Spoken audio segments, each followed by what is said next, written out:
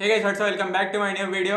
So final అయితే guys India versus New Zealand మధ్యలో జరగబోతుంది. సో ఇంకా దుబాయ్ స్టేడియంలో అయితే జరగబోతుంది. సో మరి ఇందులో ఏంది వీళ్ళ స్ట్రాటజీ ఏం కాబోతుంది, వీళ్ళ ప్లేయింగ్ లెవెన్ ఏం కాబోతుంది అంటే ప్లేయింగ్ లెవెన్ చేంజెస్ అవుతాయా, దీని గురించి వచ్చేసి క్లియర్గా మాట్లాడుకునే ప్రయత్నం చేద్దాం. సో మరి లేట్ ఎందుకు స్టార్ట్ చేద్దామా, లెట్స్ గెట్ స్టార్టెడ్.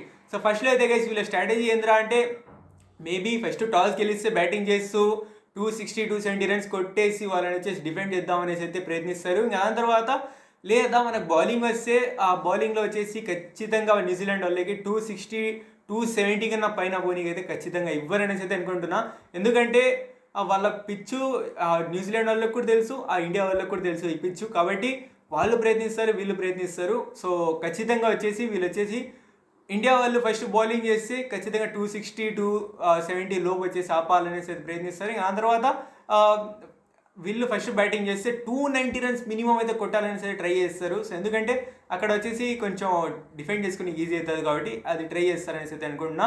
సో మరి ఇంకా దాని తర్వాత ప్లేయింగ్ 11లో ఏమైనా చేంజెస్ అవుతాయా అంటే ప్లేయింగ్ 11లో మేబీ గైస్ ఏం చేంజెస్ కాదనేసి అయితే నేనైతే అనుకుంటున్నా. ఎందుకంటే విన్నింగ్ కాంబినేషన్ని రోహిత్ శర్మ అలానే కంటిన్యూ చేద్దామనేసి అయితే ఖచ్చితంగా అయితే ప్రయత్నిస్తాడు. ఎందుకంటే న్యూజిలాండ్ మీద నిన్న ప్లేయింగ్ 11 తీసుకొచ్చి సేమ్ ప్లేయింగ్ 11ని మళ్ళీ ఆస్ట్రేలియా మీద కూడా పెట్టిండు, అది కూడా చాలా మంచిగా సక్సెస్ అయింది.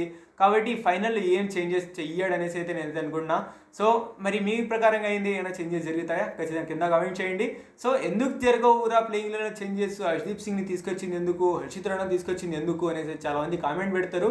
సో ఇక్కడ వచ్చేసి హర్షిత్ రాణాని అంత పెద్ద ప్రెషర్ ఇవ్వాలనేసి అయితే అనుకుంటున్నా ఇంకా రోహిత్ శర్మ, ఎందుకంటే తన యూత్ కాబట్టి అనుకోడు. ఇంకా దాని తర్వాత హర్షదీప్ సింగ్ని ఫస్ట్ నుంచే ట్రై చేయలేదు కాబట్టి ఈ మ్యాచ్లో కూడా ఛాన్స్ దొరకదు అనేసి అయితే నేను అనుకుంటున్నాను.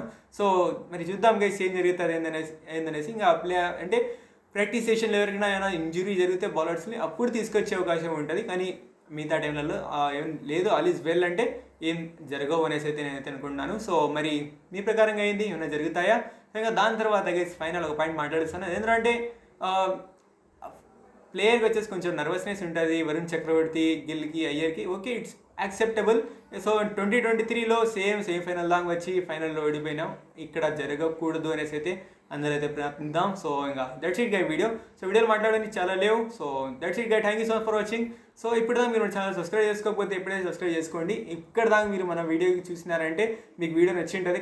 ఖచ్చితంగా నచ్చితే కింద లైక్ అనే బటన్ ఉంది కదా, దాన్ని నొక్కేయండి. ఎందుకంటే దాన్ని నొక్కేస్తే చాలామంది దాకా వీడియో అయితే వెళ్తుంది, చాలామంది వచ్చేసి రీచ్ అవుతుంది. కాబట్టి మాకు కూడా కొంచెం వ్యూస్ వస్తే ఇంకా సబ్స్క్రైబర్స్ పెరుగుతా అంటే మాకు కొంచెం అంటే ఇన్స్పైర్ అవుతుంది. ఇలానే కొత్త కొత్త టాపిక్స్ని మీ ముందుకు అయితే పెట్టేస్తుంటాను. సో దాని తర్వాత ఆ వీడియోలో ఎలా ఉందో కామెంట్ చేయండి. అండ్ స్ట్రాటజీ ఏముండాలి, ప్లేయింగ్ 11 ఏదైనా అన్చేంజ్ ఉండాలా లేదా చేంజ్ ఏమైనా జరగాలనేసి ఖచ్చితంగా వచ్చేసి కింద కామెంట్ చేయండి. Thank you so much for watching, take care, love you all, bye.